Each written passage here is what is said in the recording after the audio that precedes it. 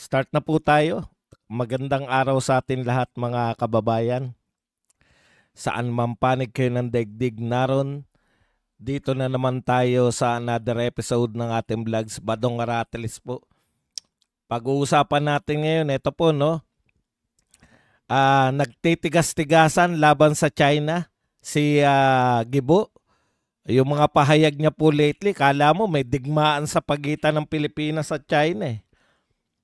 Habang ang kanyang presidente nagmumukha, na-realize siguro ni BBM, grabe no, nakakaawa po yung kalagayan ng ating presidente sa ASEAN, pati po sa APEC. Kaya po, kung dito po, ay yung sitwasyon natin dito, nakukuha pa po nila makipagmatigasan, wala na po kayo sa realidad. Sa realidad po, ang ating pong pamahalaan, ang ating pong bansa, talagang itsyapwera po tayo sa international scene, no? Sa ASEAN lang po, no? Sa Southeast Association of Southeast Asian Nations lang, wala na, nakakaawa na po tayo kung pansin, grabe, nakita nyo po yung mga video. Yun pong dun sa, ngayon po ako naniniwala na sinadya eh. Sadya po yun yung habang pinapasa kay BBM yung pagiging ASEAN chairman ay nasa video po si Tatay Digong. Grabe po yung mga video na napapanood natin, yung Brunei Sultan na inakay nung presidente ng Indonesia. Grabe po yun, no? Sabi ko, putya, hindi mo kinakailangan ng mga salita eh. Yung mga gesture po nila towards our president. Thank you very much kay Marlon na nagbigay po sa atin ng 50 SEK. Pangkape Boss Buzz, umabot din ako ng live mo.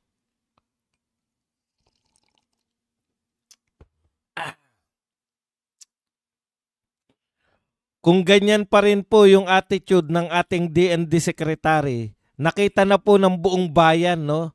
Halos isolated na tayo sa ASEAN pa lang. Sa APEC, wala po tayong side meeting with any other country, no? Papaalala ko lang po sa inyo, hindi po normal ito. Yan pong mga APEC tsaka ASEAN Summit, sinasamantala po yan ng mga world leaders para po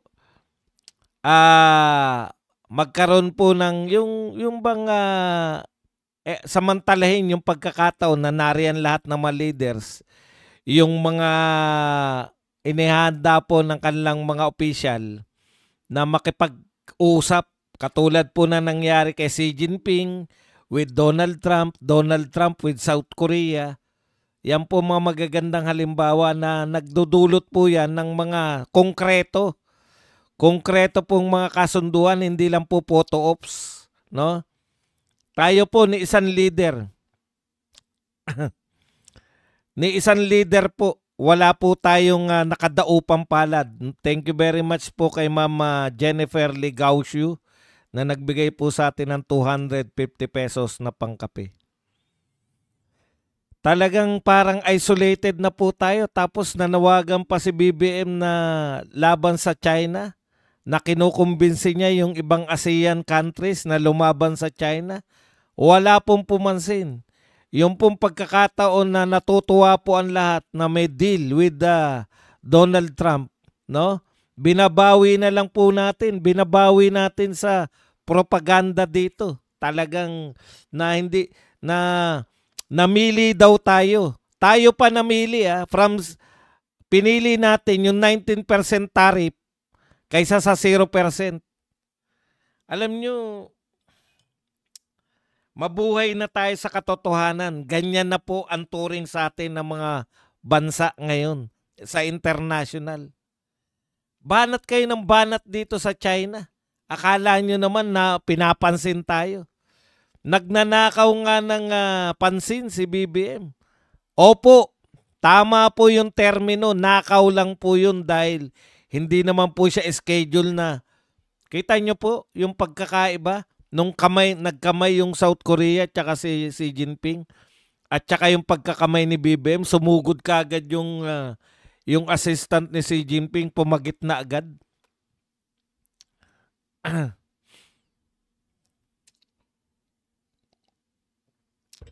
Sorry raw, parang mesaltik na raw. Hindi po. Hindi lang po. Pati po yung mga tauhan. Wala na sa realidad yung mga tao na to. Hindi ko po maintindihan kung bakit. Okay, pag-usapan po natin, no? Ito rin po, isa po sa pag-uusapan natin. Ito pong magsisimula na po. Pinahayag po to ni Ridon. Magsisimula na po yung Manila Bay Dolomite Beach Project probe o pag-imbestiga po sa Dolomite Project, Dolomite Beach sa November 17, 2025. Itinuloy pa rin. Alam niyo po, ito po ay pinakamalaking diversion. Yan po ang mga pag-uusapan natin, pero bago yan, kung bago ka pa lang dito sa ating channel, mag-subscribe ka na. Dahil ito lang ang tanging channel na may kinikilingan, may pinapanigan, una sa balita, huli sa impormasyon. Kaya ano pang hinihintay nyo? Pindot na, okay. Basahin muna natin to nagpakape. Jennifer Lugasio, nakakahiya na talaga tayo, nakakaloka ang aksyon ni Bangag. Napangiwi ang presidente ng Korea nang biglang sumulpot ni Bangag. Wala pong sinunod na protocol, no? Okay. Dito po muna tayo sa Dolomite, no? Tinuloy pa rin po ng ilong ni Ridon, no? Yung pag-iimbestiga dito po sa Dolomite na hindi ko po alam kung ano po ang silbi. Maliban na lang sa ito ay isang diversion. Alam niyo po, mapagpatol tayo eh. Pag binabanatan po masyado yung ating mga proyekto, pinapatulan po natin yan eh. Kasi matagal na po nilang ginagawa yan, yung magagandang proyekto ni Tatay Digong, dahil wala silang maipantay, wala silang maipagmalaki na katulad ng ginawa ni Tatay Digong, siraan na lang, di ba?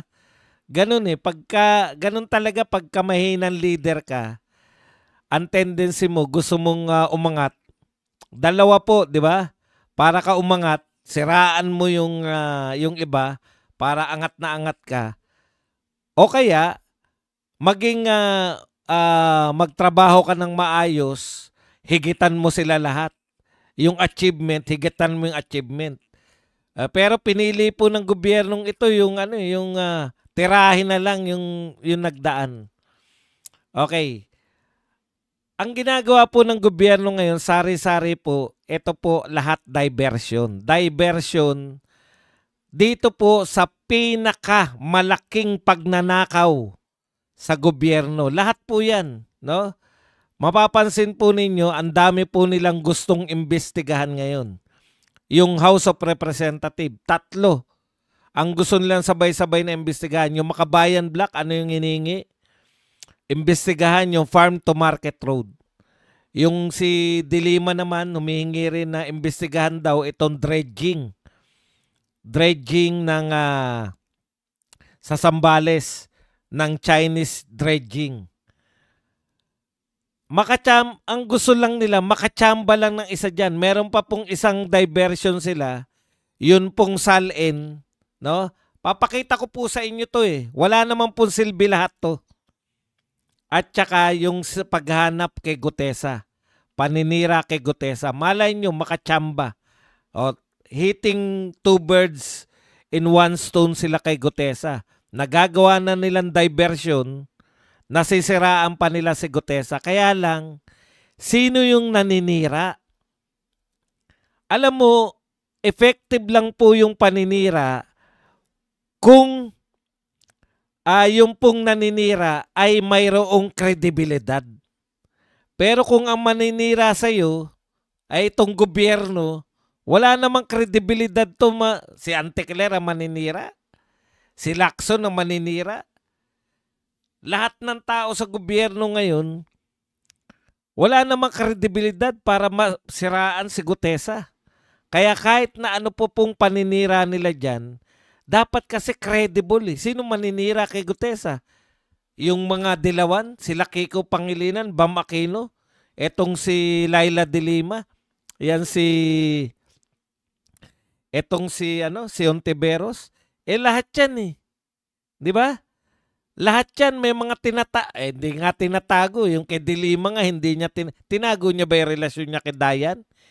Inamin niya nga eh. Proud pa nga siya eh. Frailties of a woman.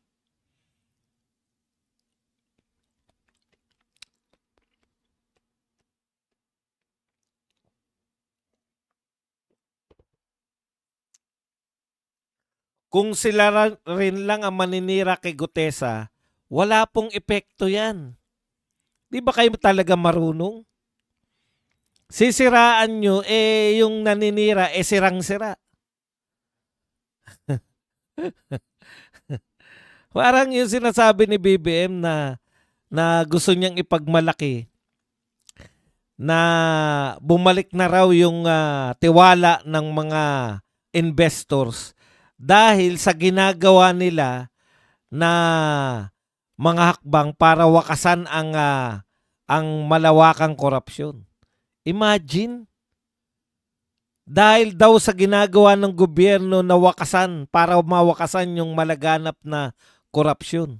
In the first place, di ba kayo yung gobyerno? Kayo yung may malawak na korupsyon. Kaya hindi mo maintindihan eh. Kayo ang dahilan kung bakit mapipigilan yung malawak na korupsyon.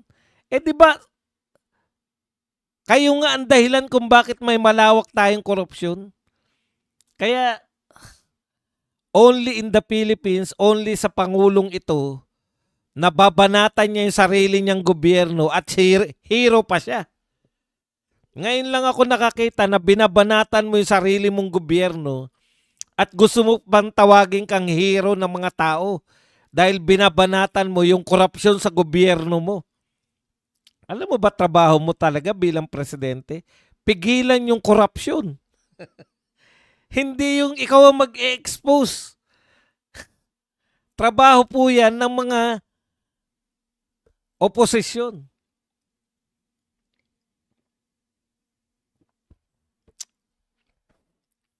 Baka tayo lang ang di nakakabalita. Baka ang dami nang pumapasok. Nililihim nyo ba? Pumasok na ba rito yung Tesla, Nvidia, Microsoft, Google, Apple, Sony, Toyota. Toyota, dati na yan. Ano pa ba? Lahat ng malalaking Nike, pumasok na po ba? Malalaking kumpanya. Meron na ba kayo nabalitaan? Hindi po pwedeng hindi yan ibalita. Pledge nga eh. Binabalita na eh. Walang katapusan. Buhat nung nagsimula si BBM. Pledge pa rin ang binabalita. Wala ba talaga tayong pumasok? Alam niyo po kung saan sila nag-invest? Ibig bang sabihin yung mga Google, Tesla, Apple, Microsoft na yan, hindi talaga sila nag-invest nag-invest po sila sa mga kapitbahay natin, sa ASEAN, sa mga miyembro ng ASEAN maliban sa Pilipinas. Bakit ba dong? Isa po sa tinitignan ng mga investors kung mayroon pong stability yung gobyerno. Sa November 30 may malawakang rally na naman eh. Tapos sasabihin nyo, rally laban sa korupsyon. Ano yung sinasabi nyo, natutuwa na yung investor? Natutuwa na raw yung investor na gumagawa na hakbang yung pamahalaan para mapigilan? Natutuwa? Yung mga tao mo, natutuwa ba? Hanggat merong mga nagrarally laban sa korupsyon, makikita po ng mga tao yan, makikita po ng investor yan. Sa tingin nyo ba yung mga investor na dadaan sa talkies? Pera po pinag-uusapan dito. Magagaling pong makatunog yung mga yan. Alam mo ba kumikita yung mga investor na yan sa mga chismis lang?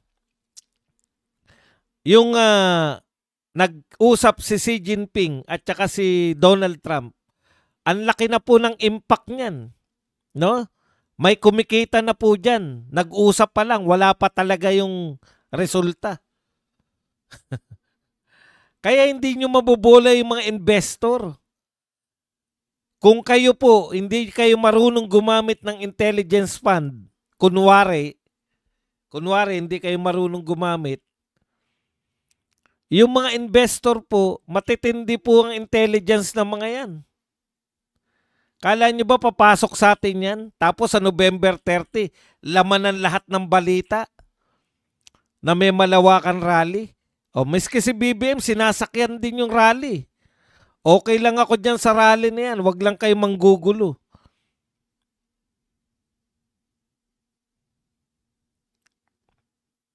Yan po talaga, Ma'am Sorina. Ganyan po ang kalakaran dito sa Pilipinas. Suhulan. Okay. So, ang tingin ko po rito, kasi gasgas na po yung mga kwento ni Ridon eh. Ano po ba ang problema sa Dolomite? Mayroon po bang ninakaw na, nagnakaw po ba? Wala naman ninakaw. Wala naman pala. Bakit? Ano yung problema natin sa Dolomite Beach? Tatanungin pa ngayon kung dapat bang naglinis ng Manila Bay. No, yun yung aalamin nila. Overpriced ba yan? Maliit lang po yan eh. Alam nyo po yung buong budget na yan, one-third lang po ng isang araw. Hindi pala one-third. 369 lang yan eh. 369 million. Ano lang po yan? Wala pa pong 1/4 yan.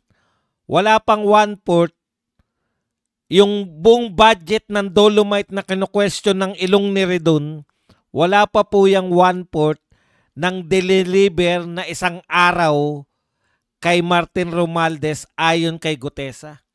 Mahigit 1 billion yun eh. Isang araw lang yun ha. 3 beses sa isang linggo kung mag-deliver kay Martin.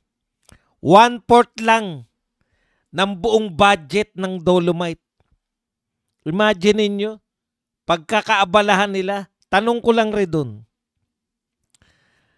Mag-iimbestiga ka rin pala. Tapos yung Makabayan Black naman, gusto rin nilang imbestigahan. Yun naman pong farm to market road. Tapos, palusot lang yung farm to market, di ba? Pero ang tunay na punteriya nila, kasi meron daw yung mga petsa na nasagasaan yung panahon pa ni Duterte. Alam nyo po, November 30, malaking rally yan. No? Ganito po nila, dalawa po ang ginagawa nila. Dinadivert na nila. Sinasadya nila yan, kakampi nila si Marcos eh. Ulitin ko, yung mga yan, mga Dilawan, eto pa si Dilima, yan, pinangangalandakan din yan. The Chinese infrastructure firm has already been reported to have shady track record and to be involved in labor-related, etc., etc. Yung Chinese firm daw na nag-dredging dyan sa Zambales. Sabay-sabay, di ba? Bakit po sabay-sabay? Paalala ko lang sa inyo mga congressman. Hindi ba tumigil na kayo sa pag-iimbestiga sa flood control? Bakit nga po kayo tumigil? Dahil ipapaubaya nyo na yung pag-iimbestiga sa mga infrastructure. May ano na eh. May ICI na. Di ba yan yung katwiran nyo? May ICI na, kaya dapat sila na lang ang mag-imbestiga. Bakit? Biglang-bigla, gusto nyong imbestigahan yung farm to market road. Tsaka tong Dolomite. Hindi ba infrastructure din yan? Infrastructure din. So bakit hindi nyo ipa-imbestiga sa ICI? Yun yung dahilan ninyo kaya kayo tumigil sa ICI ng sa flood control. Palusot lang namin yun, Badong. 'Di ba? Ang totoo kaya kami tumigil. Si Ridon din 'yan eh. Si Ridon din yung chairman nung nag-iimbestiga eh. Ang totoo kasi, Ridon, kaya kayo tumigil, nasa na ako? Hala, nabura ko yata.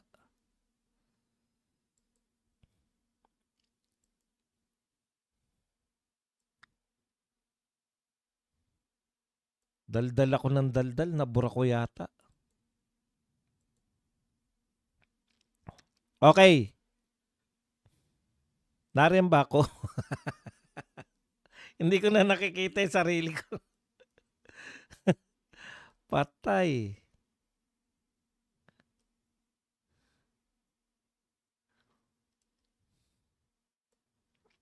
Ayun, okay pa. Okay pa?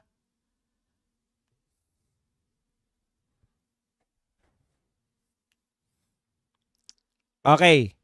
Tanong ko sa Redon, bakit ka nga pala tumigil? Ang iimbestigahan nyo rin ngayon ay infrastructure din. Bakit in the first place, bakit kayo tumigil? Ang katotohanan niyan, hindi kayo tumigil dahil sa ICI.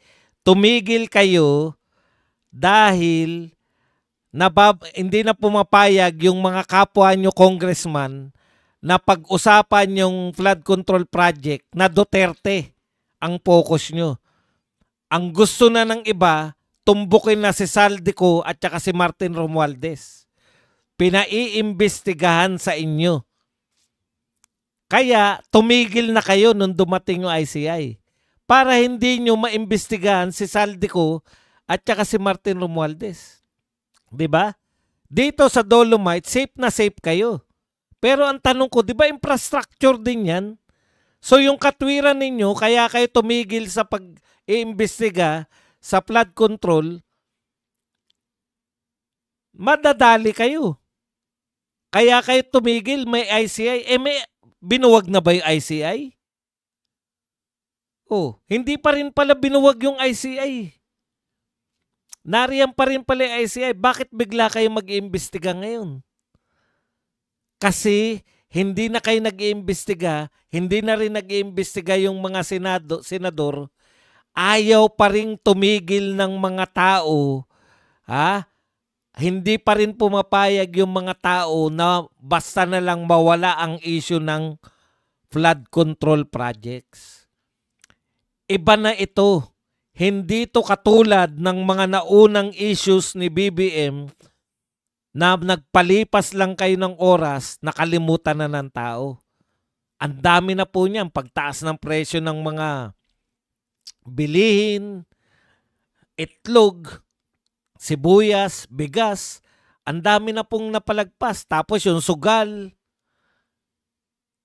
Eto lang po, pati yung mga sasabong, eto lang po yung nagtagal. Hindi namin tinatantanan dahil trilyon ang pinag-uusapan dito. Diversion lang yung gusto nyong gawin, kaya kayo mag-iimbestiga. Ida-divert nyo lang yung usapan. Dalawa, sabi na two hits yan eh. Una, pan-diversion. Ikalawa, dahil hindi nyo mapipigilan yung malawakang rally, inihahabol ninyo kasi galit na yung mga tao, hindi nyo na maluloko na confidential fund pa rin ang isigaw, ihahabol ninyo itong farm to market road at saka tong Dolomite para palabasin na magnanakaw din yung Duterte. Diba? At valid reason yun para pagsigaw nyo na naman sa November 30 ng mga kaalyado nyo, dilawan, kakamping, lolokohin nyo na naman yung mga atin dun nang akala nila ay rally yun. Yan sila Vice Ganda, kasabwat ninyo.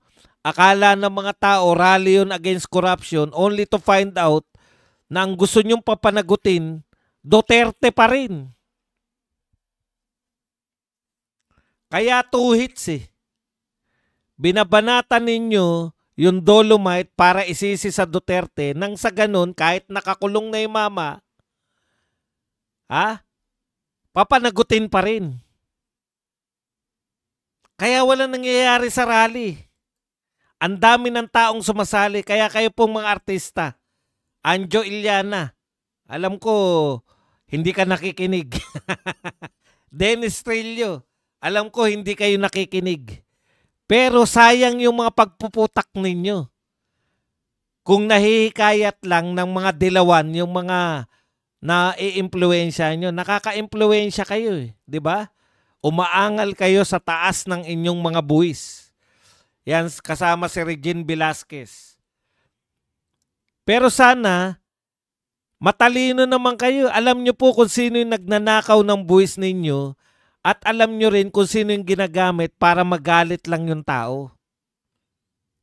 Sana, total nagsasalita na rin lang kayo, sana makinig naman kayo sa taong bayan na ang tunay na magnanakaw, nariyan lang. Ni ayaw mapambanggit yung pangalan. O isa pa yung Gutesa. Pinasasama ninyo, dalawang shot na naman yan. Diversion na, tapos pinasasama nyo pa. Pero dahil nga, yung nagpapasama naman kay Gutesa ay wala rin namang kredibilidad. No? Hindi rin naman mabubuting tao.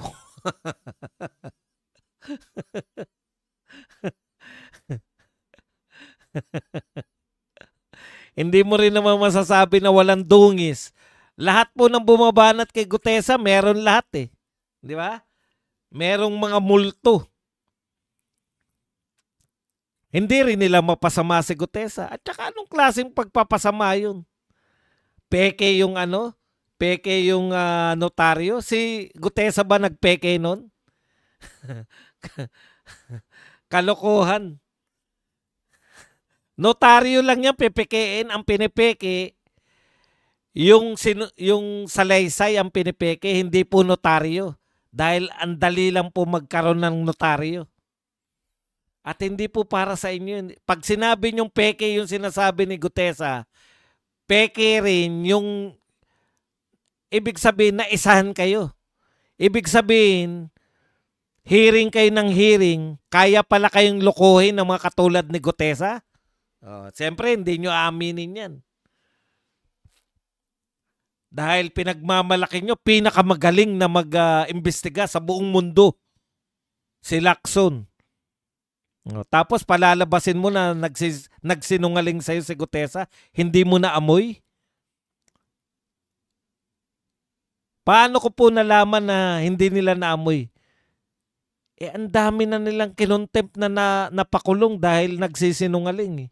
Si Diskaya, si Bryce, tsaka si Alcantara. Na-contempt nila eh. Si Gutesa hindi nila na-contempt. Ibig sabihin, satisfied sila sa mga sinabi ni Gutesa. Yan yung problema ninyo. Gusto ninyo siraan para may divert. Tsaka yung salin na yan. Sa totoo lang po, may mga pagsisikap sila, walang pumapansin. Tsaka na namin iintindihin yan. Unahin nyo muna yung dapat mauna. Unahin nyo munang parusahan yung mga magnanakaw dyan sa flood control project kasi yan yung pinakamalaking ninakaw so far, breaking all records. Yan yung pinakamalaking ninakaw dito sa Pilipinas. Ghost Project. Ano sabi ni Chavit Singson? Masahol pa sa tatay. Yung tatay masama na. Si Marcos Sr. daw, ayon kay Chavit, masama na yung ginawa. Pero namumorsyento lang yung tatay. Eto, Ghost Project talaga. Alam niyo yung pagkakaiba na namumorsyento at Ghost Project? Yung namumorsyento, meron pang proyekto. Nakapagpatayo pa ng San Juanico Bridge. Nakapagpatayo ng mga cultural center. Nakapagpatayo ng mga highway. Namumorsyento lang. Umuutang, nagpapatayo ng mga proyekto, namumorsyento. Etong anak, sabi ni Chavit, Ghost Project na talaga. Wala nang porsyento, 100% na. Sinakmal na. Nambabalato na lang.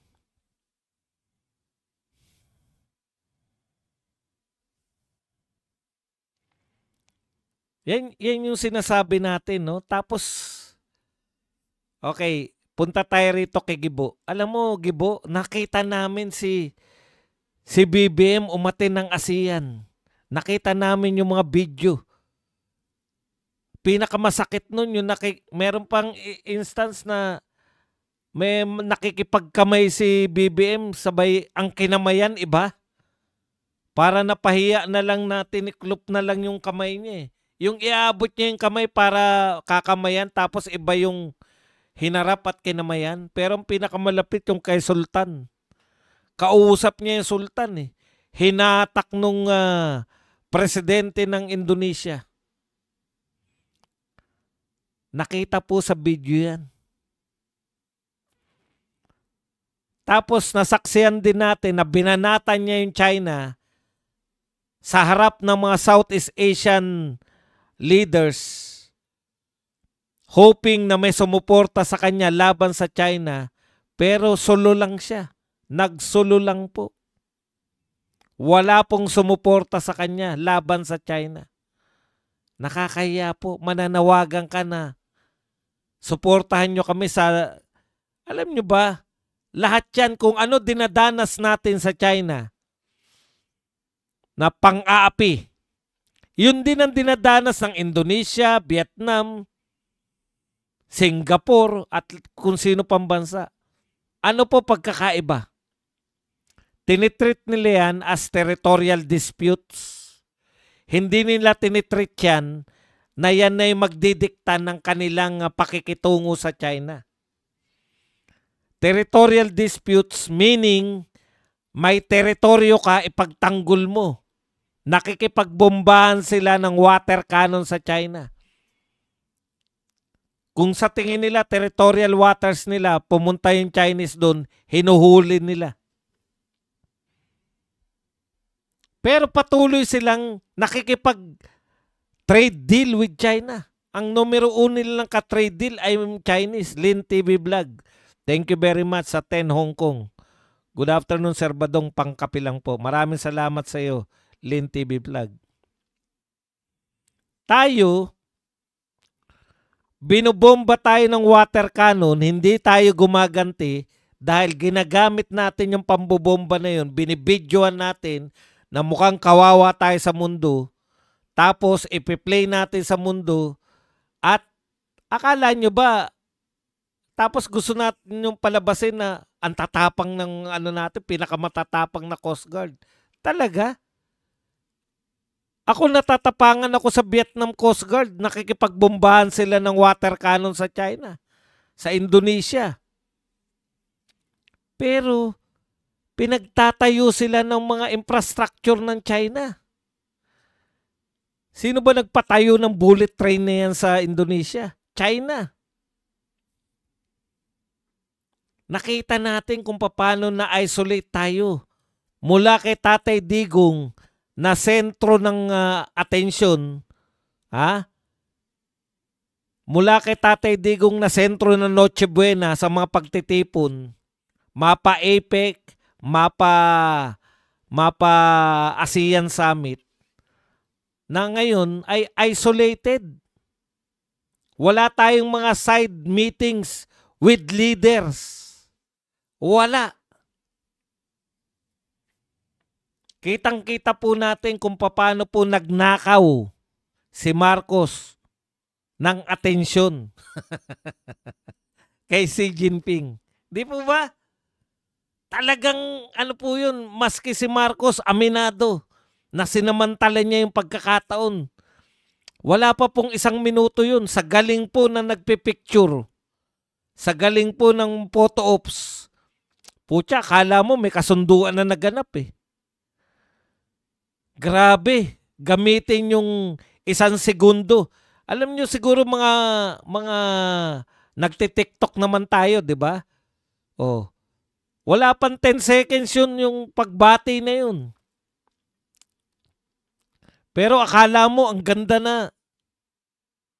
Akala mo kung ano na naganap sa China at Pilipinas pagdating ng mga dyaryo rito, kala mo putya, yun ang headline eh. Oh, kamay, nagkamay na. Start o pa, putya, kala anong start? Na hindi ko nga nakita nagsalita si Xi Jinping eh.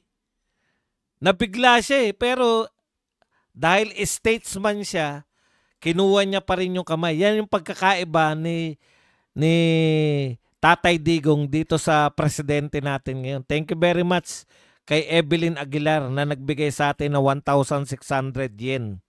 Maraming salamat, Ma'am Evelyn Aguilar. Yung paano tayo, yung statesman, paano gumalaw si Tatay Digong. Biruin mo si BBM, ilang araw pa lang ang nakakalipas, binanatan niya yung China sa ASEAN meet. Walang pumansin sa kanya, may mga pumuna pa nga sa kanya, di ba? Mag-usap na lang kayo ng China. Yun lang po yun, usap lang. Usap lang po ang kinakailangan. Gusto yata ng mga to, China pa lumuhod sa atin para makipag-usap. Nakita niyo po yung discrepancy? Dalawa lang po yung superstar dun sa APEC. Si Donald Trump at saka si Xi Jinping. Pareho nating kailangan yun. Dati nating kaibigan, pareho yan. Namili lang tayo ng isa. Pwede naman kaibiganin mo yun lahat eh. Yung utak na ganyan kaya hindi tayo umuunlad eh. Tignan po ninyo. Ito po, ang sabi alam nyo ba na may dialogue? ASEAN Defense Minister meeting with the Chinese Defense Minister sa ASEAN. Hindi po nakipag-meeting si Gibo Teodoro. Ito po katwiran niya. Philippine Defense Secretary Gibo Teodoro did not have a dialogue with his Chinese counterpart, Defense Minister Dong Jun, at the recent ASEAN Defense Ministers meeting, because China's Ministry of Defense had made an accusatory statement against the Philippines a day prior to the meeting, which Teodoro considered an insult or sampal sa muka. Yun po, masyado pong, alam mo ba inatinan mo? Summit. Meeting yan. Makikipag-meeting kayo. Hindi naman po digmaan yung inatinan mo ron. Kaya ka umatin dun, meeting yun. Summit. Or sa madaling salita, meeting. Hindi ka nakipag-meeting. Bakit ka pa dumalo? Teodoro explained that he did not see the point in having a conversation when there was no semblance of good faith from the Chinese side. The Chinese statement claimed the Philippines was blackmailing China and needed to mend its way, which the Philippines defense chief found highly offensive and a major stumbling block to constructive dialogue. Wala pa po tayong gera. Alam mo ba, Defense Secretary Teodoro, yung mga bansa nagigera, gusto nila mag-usap. May namamagitan pang mga bansa. Hindi naman natin kagera yung China eh. May nasabi lang sila. Alam mo ba may sinabi rin si Marcos? May sinabi rin yung presidente natin sa ASEAN laban sa China. Naging dahilan ba yan? Baka na inisnab siya ni Xi Jinping? Pwede. Pero, nung nasa harap niya na si Marcos, kinamayan niya pa rin. Yun ang statesman. Pag pinuntahan nyo dialogue, makipag-dialogue kayo. Di naman gera yung pinuntahan nyo eh. Napakataas ng ere. Ano ba tayo kumpara sa China, sa US at sa mayayamang bansa? At ganyang kataas yung ere natin.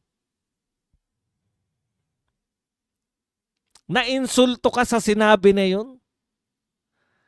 Yung ibang bansa, Gibo, sa totoo lang, hindi lang iniinsulto, nilulusob pa. Nilulusob ng mga bansang mayayaman. Nagdidigmaan sila, pero willing pa rin silang matapos yung digmaan nila.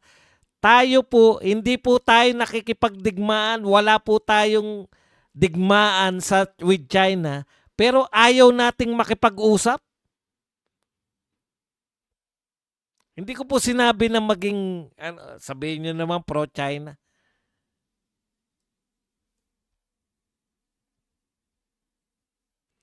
Ito pa isang pinagmamalaki ni Gibo.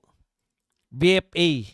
Yan, meron na naman tayong another BFA, China's Action Show Why, says Teodoro.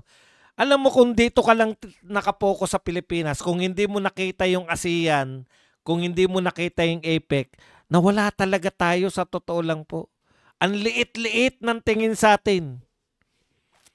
Pero dito, napakatapang nito ni Gibo Teodoro. Defense Secretary Gibo Teodoro said that Manila's growing defense partnership are helping expose Beijing expansionist ambition in South China Sea as the Philippines signed its 5th Visiting Forces Agreement, this time with Canada. Oh, meron na tayong 5 Visiting Forces Agreement. Meron na tayong 5 kaalyado na magagamit daw natin laban sa China. Definitely it has an impact, sabi ni Gibo. Amid Beijing persistent harassment of Philippine vessels. Yun nga po yun, harassment lang. Lumaban tayo pag ginaharas tayo. Pro-China, hindi po. Pagtanggol yung teritoryo natin. Yun talaga yung ang bansa nagtatanggol ng teritoryo. Hindi yung hanap lang tayo ng kakampi. Hanap. Kita nyo, sa aktual po, napahiya na si President Marcos dyan. Naghanap siya ng kakampi sa ASEAN. May kumampi ba sa kanya? Tanong ko sa inyo. Sa'yo, Gibo, magaling ka, nakakahanap ka ng kakampi. Pero yung mga kakampi na hahanap mo, panay malalayo, Canada, US. Ano pa? Ano pa yung mga kakampi daw natin? United States, Australia, Japan, New Zealand, Canada. Tanong, sa mga kapitbahay natin, meron na ba kayo na buong alliance? Lahat ng kapitbahay natin, kabati ng China. Sa mga binabanggit mo, United States, Australia, Japan, New Zealand, and Canada, mayayamang bansa lahat. Pero ang layo nila sa atin. Nasa Southeast Asia tayo. Lahat ng Southeast Asia, wala kang binanggit na taga Southeast Asia dyan sa mga bansa na yan. Walang taga Southeast Asia. Ibig sabihin, sa mga kapitbahay natin, outsider tayo. Hindi tayo nakikisama sa kanila. Ang kapartner ng mga kapitbahay natin, China. Tapos tayo, ang kapartner natin, yung mga hindi na taga-kabilang kanto, taga-kabilang baryo. Lahat yan, palabas lang. Lahat, masarap lang pakinggan. Pero ang tunay na dadamay sa'yo kahit nasaan, kapitbahay mo. Kaya ano ang treatment sa atin ng kapitbahay? Yun. Yung kay Bulkia, kinakausap lang natin, inilayo. Alam nyo, sa tingin ko, sinadya nila yung si Tatay Digong ang nilagay doon. Alam nyo kung bakit? Yan yung protesta nila sa ginawa nyo kay Tatay Digong. Sinong leader ang gagalang sa'yo kung mismong mga tauhan mo ipinapahuli mo sa ibang bansa, pinapakulong mo yung mismong mga mamamayan mo, at hindi to simpleng mamamayan. Ito ay dating presidente ng Pilipinas. Sila, meron ding instances na sila, pinapakulong nila yung dati nilang presidente, pero never, hindi nila maatim. Never silang magpapakulong ng kanilang citizen sa ibang bansa. Sila pa huhuli para makulong sa ibang bansa. Sa Pilipinas lang yan. Ang tapang dito, no? Yung attitude niya sa mga media natin, kala mo ang laki-laki, pero ang katotohanan, tignan nyo po kung ano po treatment sa atin ng mga kapitbahay natin sa ASEAN. Ano po ang treatment sa atin sa APEC? Nanlilimos tayo ng atensyon. Nagnanakaw tayo ng pansin. Yung presidente natin. Kinakailangan ko pa bang ispilingin sa'yo na nakakahiya? Tapos pagdating dito, porma-porma, Oh, may bago na naman kaming kakampi. Kakampi na naman namin ng Canada. Kakampi namin ng Australia. Kakampi namin ng New Zealand. Lahat yun nasa malalayong lugar eh. Etong mga kapitbahay mo, walang kumakampi sa'yo. Dahil gusto mong awayin yung kaibigan nila, yung number one partner nila. Number one partner ng lahat ng bansa dito sa Southeast Asia. Gusto mo silang hatake? Ano mahihita nila sa Pilipinas? Sa isip-isip nila, sarili mo nga hindi mo may pagtanggol eh. Ikaw pa mamumuno sa amin laban sa China? Sarili mo nga mamamayan, dinadala mo sa dahig para ipakulong. At hindi po simpleng mamamayan, dating presidente na nagpalibing sa tatay mo. Ang daming presidenteng dumaan, hindi nalibing yung tatay mo.